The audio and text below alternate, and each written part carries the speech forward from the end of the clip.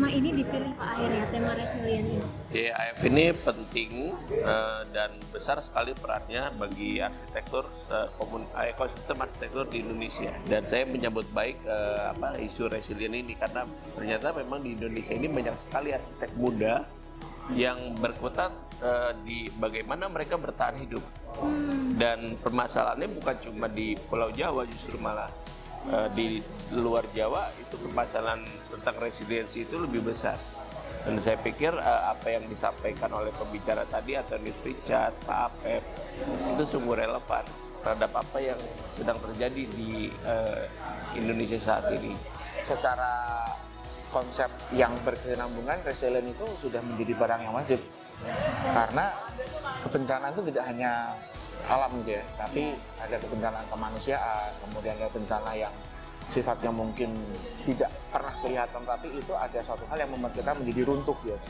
Nah, resilient ini sebetulnya juga menjadi bagian penyemangat kita, dan makanya memang diselenggarakan di awal tahun. Kita ngelihat Indonesia ini negara yang penuh dengan bencana sebenarnya. Nah, kita pengen ngasih aware kepada teman-teman arsitek itu bahwa kita itu berada di ring of fire, banyak bencana yang akan datang. Nah, kita sebagai seorang arsitek harus mensikapi itu dengan baik gitu, baik dalam perencanaan, baik dalam desain, baik dalam melihat apapun gitu saat kita berprofesi sebagai arsitek. Itu sih sebenarnya ide kenapa resilience ini itu muncul. Kenapa bioskop ini menjadi venue untuk meeting maraton ke-14? Iya, jadi memang kita sebagai inisiator sering membuat mungkin kalau teman-teman melihatnya terobosan gebrakan yang mungkin agak kok unik gitu ya sebetulnya. Ya sebetulnya kita cuma hanya memanfaatkan aja beberapa hal-hal yang memiliki sensasi sehingga itu sebetulnya agak relate dengan setiap tema yang kita angkat gitu ya, supaya suasana itu kemudian menjadi suasana optimis, suasana yang menenangkan, suasana yang fun. Jadi sehingga ini setiap kali ada acara meeting maraton ini teman-teman pasti akan datang. Pengen pindah ke hotelnya sebenarnya lebih kepada ya experience tadi itu, terus di sini kan fontnya bagus, terus layarnya bagus, jadi kita pengen dapat message apa yang disampaikan sama si pemateri itu tuh dapat dinikmatin dengan jelas gitu sih. Gimana caranya agar arsitek-arsitek di luar sana yang belum ikut meeting maraton ini semakin tertarik Pak di meeting maraton selanjutnya, kira-kira harus seperti apa? Otomatis mereka akan tertarik karena dari mulut ke mulut kan ya, sebuah bercerita tentang sesuatu yang positif dari meeting maraton kali ini. Jadi kalau misalnya saya percaya efek snowball. Jadi kalau misalnya ada satu kecil pertama, lama-lama makin besar. Dan harapan saya semua orang bisa mendengar dan melihat meeting maraton ini secara khusus gitu ya, sehingga mereka tertarik dan mereka bisa ikutan.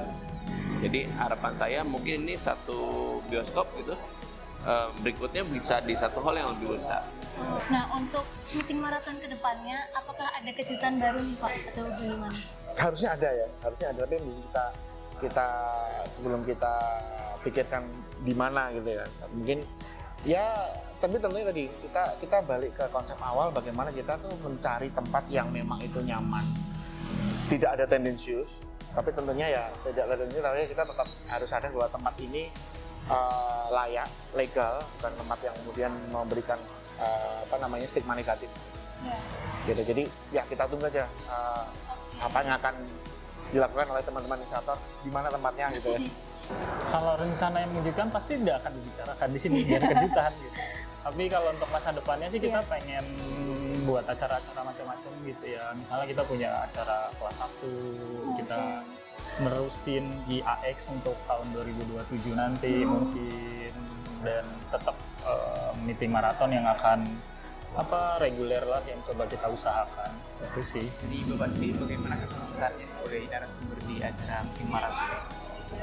Saya kira acara ini sesuatu yang sangat positif ya, dan saya mengagumi acara ini terutama diselenggarakan oleh para arsitek muda Yogyakarta yang menurut saya energinya luar biasa gitu. Saya belum pernah menemukan kegiatan yang seaktif ini dengan penuh energi dari arsitek muda, dihadiri oleh banyak sekali arsitek muda sampai acara berakhir. Buat saya itu sangat menguntungkan dan saya kira sangat positif yang sudah dilakukan oleh para arsitek muda. Baik, terus untuk kedepannya apa harapan dan ekspektasi dari Pak Obed untuk acara meeting marathon ini?